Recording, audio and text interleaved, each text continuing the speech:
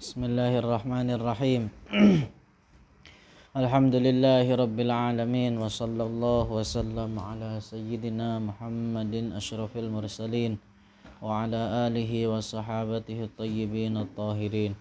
Allahumma la sahla illa ma ja'altahu sahla wa anta taj'alul hazna idza syi'ta sahla. Allahumma 'allimna ma yanfa'una wanfa'na bima 'allamtana وزدنا علما ونعوذ بك من حال أهل النار اللهم ارزقنا الإخلاص في النية والقول والعمل لله تعالى. Bismillah. Mas'alatun. Qala ba'dun nasi, telah berkata sebagian orang, innar rasula urija bihi ila ma fawqa as-sama'is sabi'ati liyaltaqiya billah. Katanya Rasulullah urija bihi, di mi'rajkan ila ma fawqis sama'is sabi'ah, menuju ke atas langit ketujuh. Liyaltaqiya billah, katanya untuk bertujuan bertemu dengan Allah. Nah, jadi ini permasalahan keliru, fatal, menyalahi akidah Ahlus Sunnah wal Jamaah. Biasanya cerita-cerita seperti ini itu muncul ketika munasabah atau peringatan Isra Mi'raj. Kalau di kitanya Marajaban, bahasa Sundanya Marajaban. Di situ peringati Isra Mi'raj. Katanya banyak ustad-ustad atau bisa dikatakan penceramah-penceramah yang ngacapruk. Ngacapruk? Apa ngacapruk itu? Ya, para PDW begitu menjelaskan.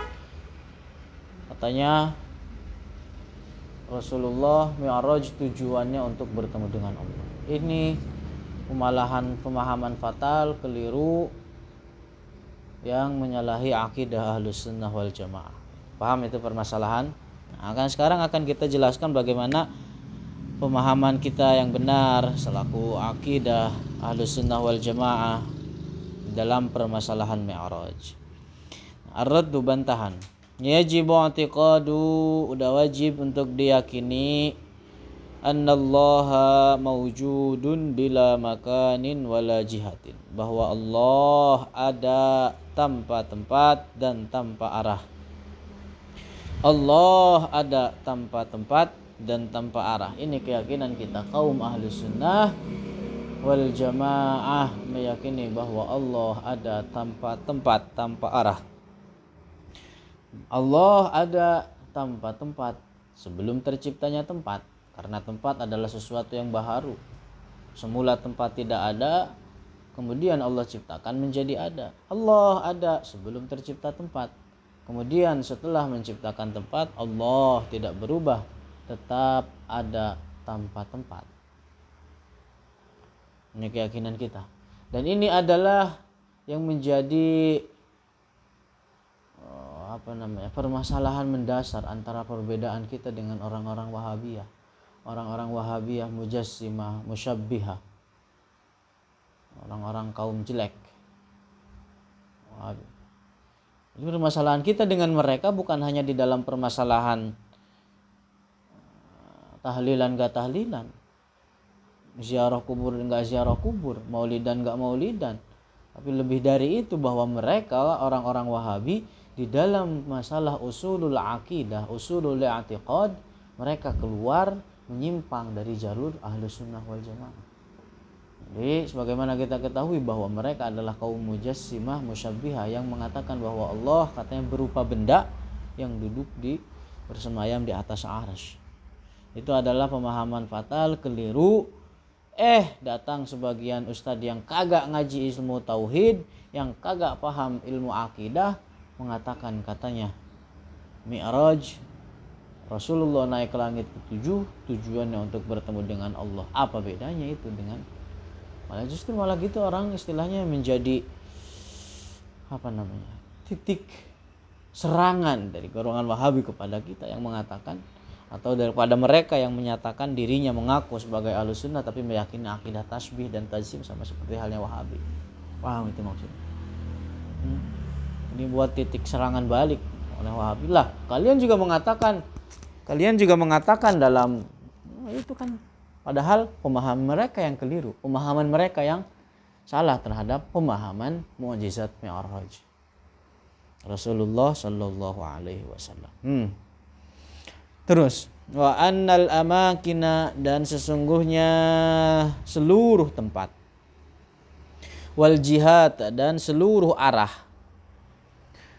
kulluha, semuanya, bin nisbati li dzatillah, ketika dinisbatkan kepada Allah, ala haddin sawa, itu semuanya sama. Artinya apa? Bahwa Allah ada tanpa tempat. Gak boleh dikatakan langit lebih dekat kepada Allah dibanding bumi. Karena keyakinan kita Allah ada tempat-tempat, ya bukan berarti ada di atas langit kemudian lebih dekat kepada Allah daripada bumi. Enggak demikian. Paham itu? Bukan berarti arah atas itu lebih dekat kepada Allah daripada bawah. Tidak. Karena keyakinan kita Ahlussunnah, ada Allah ada tanpa tempat dan tanpa arah. Paham itu maksudnya?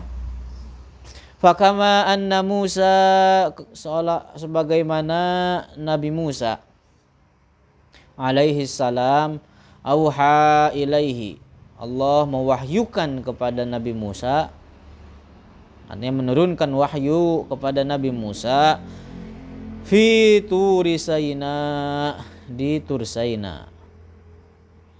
Wala yadullu dzalika, dan hal itu tidak menunjukkan ala annallaha fil ardi, bahwasanya Allah berada di arah bumi.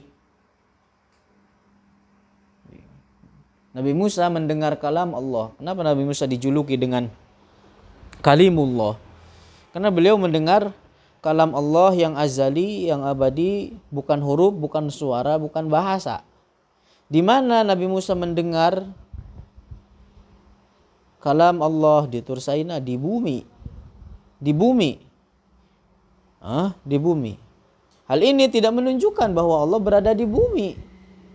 Sebagaimana apa? Rasulullah Mi'raj mendengar kalam Allah ketika Mi'raj, tujuan tidak berarti Allah berada di arah langit, tidak berarti Allah berada di atas. Allah paham itu? Kadzalika, begitu juga, auha ilaihi Sayyidana Muhammad, diwahyukan kepadanya Sayyidina Muhammadin, wa huwa fawqas sama'is sabi'ah, turun kepada Rasulullah wahyu, dan posisi beliau Rasulullah itu berada di langit ketujuh. La yadullu dzalika, maka hal ini tidak menunjukkan ala annallaha, bahwasanya Allah fawqas sama'is sabi'ah, berada di langit ketujuh. Hal ini tidak menunjukkan demikian. Paham itu maksudnya? Nabi Musa mendengarnya di mana? Di bumi. Sebagaimana tidak menunjukkan bahwa Allah berada di bumi, begitu juga ketika Rasulullah mendengar kalam Allah di atas langit ketujuh, bukan berarti Allah berada di sana.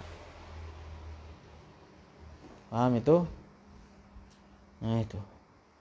Lantas apa yang jadi pertanyaan, tujuan Mi'raj atau tujuan mukjizat Al-Isra wal Mi'raj itu apa lantas?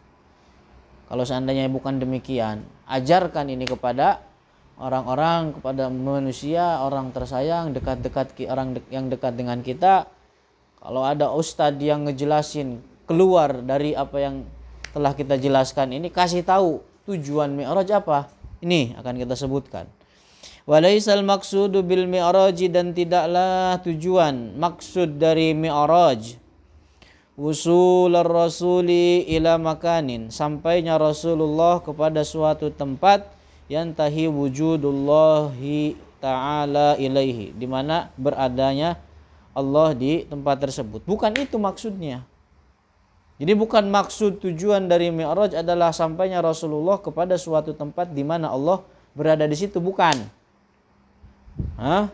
Nih, kasih tahu kepada mereka yang suka nyeleneh begitu ngejelasin mukjizat Mi'raj kagak bisa, apa? Innamal qasdu, akan tetapi maksud dari Mi'raj, minal Mi'raji huwa adalah tasyrifur rasuli, memuliakan Rasulullah. Tujuannya adalah untuk memuliakan Rasulullah bittila'ihi, agar diperlihatkan kepada beliau Rasulullah ala ajaiba, terhadap keajaiban-keajaiban fil alamil ulwiyyi, di alam atas, wa ta'zimu makanatihi, dan pengagungan terhadap derajat Rasulullah sallallahu alaihi wasallam. Jadi dalam Mi'raj itu Rasulullah di alam atas, di langit, beliau melihat banyak sekali keajaiban-keajaiban, sebagaimana beliau juga melihat banyak keajaiban ketika di dalam perjalanan Isra dari Mekah ke Masjidil Aqsa. Begitu juga Mi'raj dari dari Masjidil Aqsa sampai ke Sidratul Muntaha. Di sana Rasulullah diperlihatkan kepada beliau keajaiban-keajaiban di alam atas. Beliau melihat Sidratul Muntaha, beliau melihat pada surga. Nah, itu tujuan dari Mi'raj. Dan ta'zimu makanatihi adalah untuk mengagungkan terhadap derajat, kedudukan, kemuliaannya Rasulullah sallallahu alaihi wasallam. Ini tujuan dari Isra dan Mi'raj. Paham itu? Nah, dalilnya apa ini? Qala ta'ala subhanallazi asra bi'abdihi laylan minal masjidil harami ilal masjidil aqsa alladzi barakna haulahu linuriyahu min ayatina, agar diperlihatkan kepada Rasulullah tanda-tanda keagungan Allah. Itu tujuan dari Isra Mi'raj. Banyak itu cerita-cerita dalam Isra Mi'raj yang ngacapruk, kagak jelas. Agak ada dasarnya sama sekali, ngomong karape dewe begitu. Jauh dari tauhid, jauh dari mensucikan Allah, dari menyerupai segala sesuatu dari makhluknya. Innahu huwas sami'ul basir. Nah, wa liqa'ullahi ta'ala idza warada fil Qur'ani wal hadis. Dan ketika kita mendapati konteks liqa'ullah, ketika kita mendapati konteks liqa'ullah di dalam bahasa Arab, baik itu di dalam Al-Qur'an ataupun di dalam hadis, laisa ma'nahu al-muqabalah wa nahwaha. Bukan artinya adalah berhadap-hadapan atau semisalnya. Jadi ketika kita misalkan mendapati kata liqa'ullah dalam hadis, dalam Al-Quran, maknanya bukan berhadap-hadapan, bukan bertemu, dan lain sebagainya. Paham itu? Itu yang harus dipahami. Dalam Al-Quran misalnya, faman kana yarju liqa'a rabbih falyamal 'amalan shaliha. Itu maknanya bukan muqabalah, hadap-hadapan atau lain semacam. Persepsi seperti ini, iltaqo yaltaqi, artinya bertemu. Kemudian Allah, artinya berhadapan. Baru belajar bahasa Arab secepit, semenel, kemudian nemu kata liqo. Oh, liqo itu artinya begini. Allah, artinya begini. Hingga akhirnya menafsiri atau mengartikan secara letterlek bahasa Indonesia apa yang